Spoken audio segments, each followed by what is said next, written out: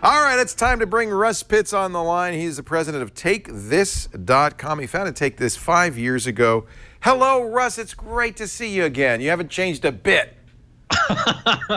Well, that's not entirely true, but it's good to see you too. Leah. I think I had a little bit more up here. Gee, I don't remember that. Yeah, no, that's fine. So I didn't. It's great. I've been like, I had no hair the whole time. Yeah. How are you, sir? If you want to read Russ's Ode to the Ages, which everybody, as you left Tech TV, just loved and laughed, and turned out to be exactly right, by the way, you can just Google eagle semen.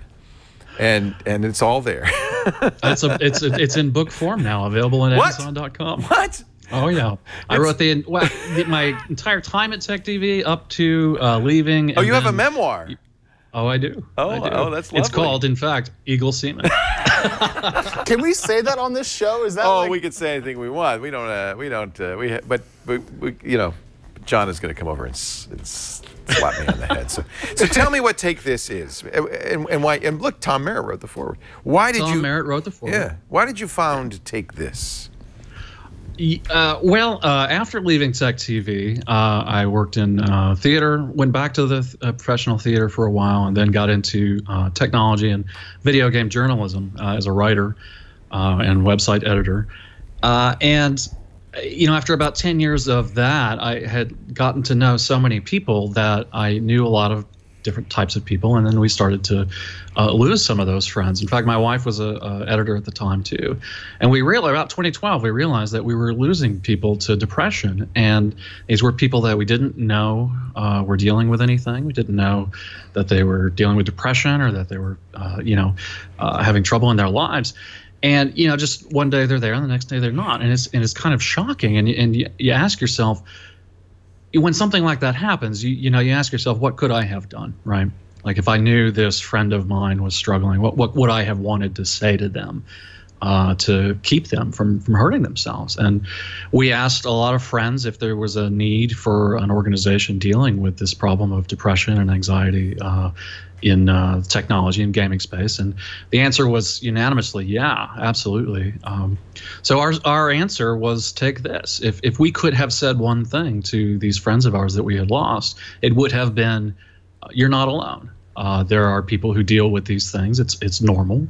1 in 4 people in the United States deal with some mental health issue. That's so normal. It's ridiculous that people don't feel like that's something they can talk about or get help for. So we founded Take This to encourage people to share their stories and hopefully chip away at that stigma of mental health issues that keeps people from getting help. Do you think it's a worse problem in the tech community than in the general population?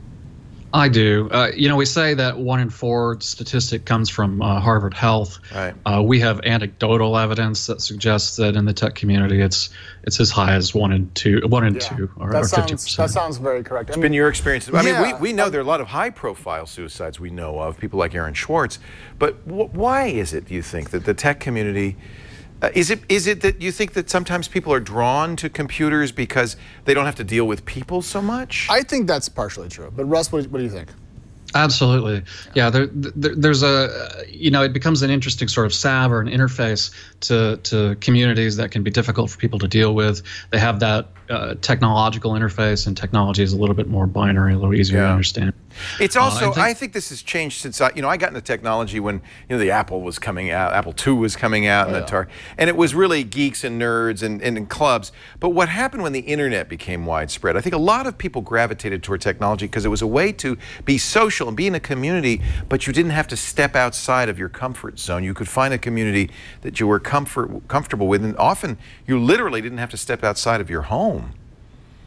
Absolutely, yeah. I remember back when the AOL chat rooms were around, right? You could find a community of people that you would have common interests with, who might be all the way around the world, right? And so you find a community online where you might not have the comfort level to build a community in person. The beauty of this is it's also a great way to reach out to people who are struggling, and that's what Take This is all about. And I think it's wonderful, I have, of course, family members with mental illness problems, some who've been hospitalized. Sure. I'm very well aware of this, and I really think this is so important. In fact, as soon as you started the Kickstarter, I immediately kicked in on this. I can't remember who was it Georgia Dow? Somebody told me about this. The Kickstarter's over, though. You got funded. Yeah, we just closed on Thursday, nice. Thursday afternoon. This was for our AFK Room program. Tell me about this. Yeah. So this is something that actually came from a need that my wife and I both experienced. We would cover these conventions for our respective publications, and they'd just be masses of people, constantly on the go. And there's this stress to do everything at a convention just because you're there, and it only happens once a year. So what we do with the AFK Room program is that we actually recruit local area clinicians in all the cities that we go to. We build a staff of trained, vetted volunteers. Something about mental health experts, actually, a lot of people don't realize is that many of them don't like technology and video gaming. And preach abstinence, right? For good reason, yeah. So we work hard to make sure that our volunteers are on our side of the fence on that, and we bring them in and we establish these rooms, and it's basically the most boring room at the convention by design, so that if you're burned out, if you're struggling, or if you just need a break, you can come to this room, and if you want to recharge your phone or recharge your mental resources. But we also have our trained mental health experts there in case someone comes in who needs more. And true story, almost every convention we go to, we see at least one person come in experiencing a serious mental health issue, and occasionally it's something as serious as suicidal ideation. Wow. Our folks are trained to recognize that, do what they can, and in cases where they can't help the person, then to call in the emergency services who can get them to the help that they need. That's awesome. You did, at Polygon, you did a series called Human Angle. Are you still involved in that? In a way, yeah. We did one series of Human Angle at Tech TV, which was a high profile. We got funding from Microsoft, a sponsorship, and we did about 13 episodes really looking at human beings in video gaming space. My favorite one by far was the John Marston show, which was the voiceover actor who did Red Dead Redemption. Who was he? He actually came from a small town in Indiana, the same small town that John Cougar Mellencamp sings about in his song "Small Town." Wow. But there's lots of stories like that in video games. These people you wouldn't expect would be making video games. I produced that series for Polygon, and we weren't able to get a second season going at Polygon. So then when I left, that was one of the projects that I would hear from people they wanted to see more of. So I did another Kickstarter. I kickstarted a spiritual second season of that show. We call it Stage of Development. I just published our Stage of Development Chicago. We called it the Indie City. We did 5 episodes based in Chicago, interviewing people who represent the growing Chicago indie scene, which is amazing. It's a wonderful place. You've made a Kickstarter. You've become the master of Kickstarter. That's awesome. That was also fully funded. That's Russ, great. One thing I've noticed in the last couple of years talking to people inside of tech and also tech media is that there's a little bit more conversation going on about individual mental problems, mental health issues, and so forth. Is that happening all across technology, or is it just in my group? There's more conversation about what's what's going going on. In other words, on the awareness has been raised. People are more comfortable talking about it. Like people telling me stuff about themselves in conversation that's private. And I feel like that's good. But is that happening across technology or just more around here? No, I think you're right. I think there's a lot of high-profile people who have been more comfortable speaking about the issues they've experienced. Will Wheaton, for example, and I think that bubbles down, and that's part of what we were hoping that we could help happen with Take This.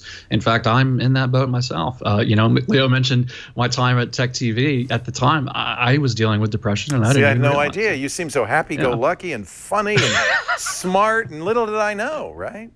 Well, it's one of the things when you're dealing with a mental health issue is you learn to cover it up, because it's like being the wounded animal in the herd, right? You don't want anybody to know because you feel weird about it. Well, and it's stigmatized. I mean, it's still the case that mental illness is hugely stigmatized, and that's one of the things that's holding back appropriate treatment and dealing with it appropriately in society, is that it scares people. I mean, I was talking about this with my daughter the other day. Most horror movies are about mental illness, really, right? Who wants to be the next? That's horror. We've stigmatized it so much that we can't talk about it reasonably. And yet, it's so widespread, not just in our field, but in everywhere, in all of life. So how did you get help, Russ? How did you solve this for yourself? Well, after about 10 years of probably more than that, of not dealing with my issues. Actually, it wasn't until I got involved with Take This. My wife and I, we had a good friend, Dr. Mark Klein, 30-plus year practicing clinician, and he helped us found Take This. We had been doing it for about a year and a half, going to conventions, giving lectures, and I was at a major convention giving a lecture about how to accommodate mental health issues. And I realized as I'm giving this talk, I'm such a phony. It's about me. I'm such a hypocrite. Like I have been resisting dealing with my own issues for so long.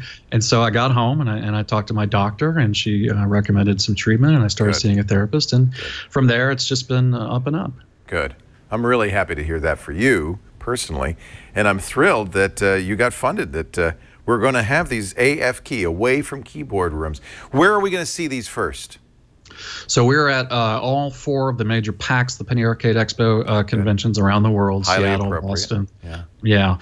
We were at E3 this year, the Electronic Entertainment Expo. In fact, the Entertainment Software Association is one of our major sponsors this year. Bravo. Yeah, we're very proud to be working with them. They've acknowledged that this is an issue not only among the attendees, but in the video game industry itself. We actually do consulting with video game companies about how they can make their studios more mentally healthy and how they can deal better with mental health issues. And the ESA is a partner for us in that as well. Russ, you're doing God's work. I think it's wonderful that you're doing this. Anything that we can do to raise awareness and then offer people some hope and some succor. And this, if you're at PAX or if you're at E3, how could you find the AFK room? At the PAX events, for sure, we're in all the brochures and all the maps. You'll be able to see our little wing with the shield logo. The room we're in varies, and you can always ask one of the staff. We do train all the shows that we're in. We do training with the staff who actually run the show to help them recognize and help people who are dealing with mental health issues, so they're aware of us. If you need help, feel like the AFK room is something that you want to visit, or if you're in distress, ask one of the staff members or look for our little logo, and we'll be there for you. Look for that shield. And there's somebody there who cares. And it's a calm room, and you can relax and be yourself. And I like that.